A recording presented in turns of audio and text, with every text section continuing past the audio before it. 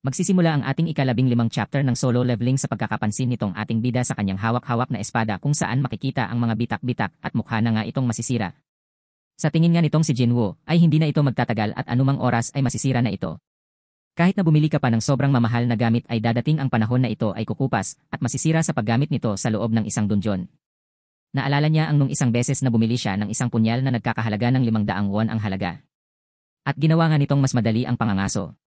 Ngunit nadurog nga lang ito kaagad sa pakikipaglaban sa isang boss. Dahil nga doon ay nakatanggap siya ng 3 essence stone noong araw na yon. At ang nawala sa kanya ay mas malala kaysa sa natanggap niyang gantimpala, kaya simula noon ay hindi na siya bumili pa ng armas pagkatapos noon. Kaya simula noon ay pinili nitong ating bida na lumaban sa mga beast ng mano-mano isa-isa kahit na medyo mahirap gamit ang kanyang mga kamao laban sa mga ito. Nagpasalamat nga ito sa espadang hawak niya.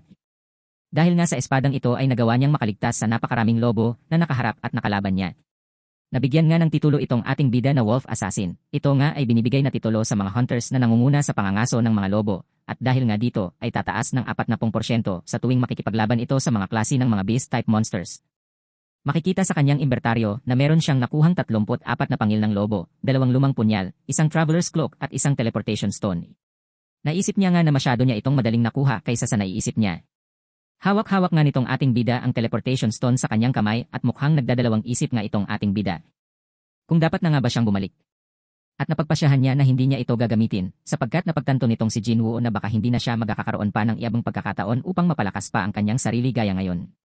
Natanong nito kung ano nga ba ang mangyayari sa dungeon na ito if sinubukan niyang gamitin ang teleportation stone. At kung mawawala ba ito?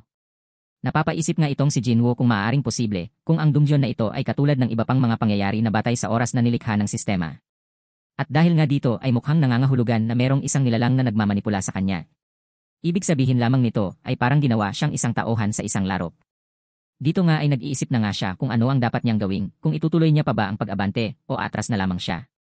Kinuha na nga nitong ating bida ang espada sa kanyang inventaryo, mukhang itutuloy niya na ang dungeon na ito. Nagpatuloy na nga itong maglakad sa loob ng dungeon.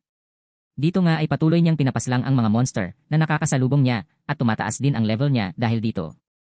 At meron ngang napagtanto itong ating bida sa tuwing tumataas ang kanyang level. Parang unti-unti nga daw na. Ang pakikipaglaban niya sa mga magic beast dito ay parang mas dumadali habang tumataas ang kanyang level. At nararamdaman niya nga rin daw sa kanyang sarili ay lumakas na nga siya. At dito niya nga na ikukumpara ito na mukhang kakaiba nga ito sa mga regular na dungeon. Dahil nga ang monsters dito ay hindi naubos at nabubuhay. At parang hindi nga ito mga may buhay na nilalang. Pakiramdam nga nitong ating bida na parang kagaya ito ng mga nasa laro na kapag kinalaban mo ay meron lamang itong mga sinusunod na mga pattern. At dahil dito ay napagtanto nito na kinakailangan niya nga lang daw malaman ang mga pattern na sinasagawa ng mga ito. Sa kasalukuyan nga ngayon ay kaya niyang mahulaan kung saan manggagaling ang mga ito. Ang mga unggoy nga daw na monsters ay bigla na lang tumatalon pababa galing sa taas. At ang mga pusa naman na monster ay laging manggagaling sa kaliwat kanang bahagi nito ng magkasunod. At dahil nga dito ay medyo napapadali na rin niya ang pagpaslang sa mga monster na nito. At madali niya rin agad itong natatalo dahil medyo nasasanay na ang kanyang katawan sa pakikipaglaban sa mga ito. Habang tumatagal nga sa pakikipaglaban niya sa mga ito ay meron na naman siyang mga napapansin dito. Ang mga napapansin niya nga dito ay ang mga pangalan na ipinapakita ng mga monsters. At ito ngang umatake sa kanyang monster ngayong ay masyado niya lamang madaling natalo at napaslang. Wala niya nga itong kahirap-hirap na nahiwa sa dalawa. At dito niya nga tuluyang napansin na ang kulay ng mga pangalan nito ay nakabase kung gaano kalakas ang isang monster. Kapag ang kulay nga ng pangalan nito ay puti ay nangangahulugan lamang ito na ito ay sobrang mahina. Kapag orange naman ay, ibig sabihin lang na magkatulad lamang sila ng level at magkasing lakas lamang. At kapag pula naman ay ibig sabihin lamang nito ay higit na nakakalamang ang kaharap niyang monster. At ang mga lobo nga kaninang mga nakalaban niya ay kulay orange. At ngayon nga ay naging puti na ito. At ibig nga lang daw sabihin na malaki na ang ikinalakas niya ngayon. Kahit na nga daw ganito na siya kalakas at tumaas na ang kanyang level ay wala pa rin siyang kakayahang talunin ang halimaw na nasa baba. Dito nga sa hagdan na ito ay ramdam ng ating bida kung gaano kalakas ang naghintay na halimaw sa kanya dito. Dahil nga sa nararamdaman niyang aura ng halimaw dito ay kinikilabutan siya dito. Dahil nga tumaas na rin ang states niya na pandama ay kaya nakakasigurado ito na malamang ay na ang nagtataganto sa baba nito ay isang nakakatakot at napakalakas na halimaw. Nararamdaman niya nga kung gaano ito kalakas mula dito sa kanyang kinakatayuan. Ngunit hindi na nga ito nakakakuha pa ng pagtaas ng level sa pananatili niya dito sa lugar na ito. At ang hawak niya ngang espada ay mukhang hindi na ito magtatagal pa kapag ipinagpatuloy niya pa itong mga hindi na kinakailan pang mga laban. Kaya naging buo na nga ang kanyang desisyon at alam niya na ang kanyang dapat gawin. Dito nga ay nagsimula na siyang humakbang at tahakin ang hagdan pababa, patungo sa halimaw na may nakakatakot na aura. At napagtanto niya na parang sobrang tagal niya bago makababa at parang ang hirap nga daw nitong babain. Nagtataka nga itong ating bida kung ito pa ba talaga ang Hapjeong Station na kilala niya. Sapagkat sobrang kakaiba ang itsura nito.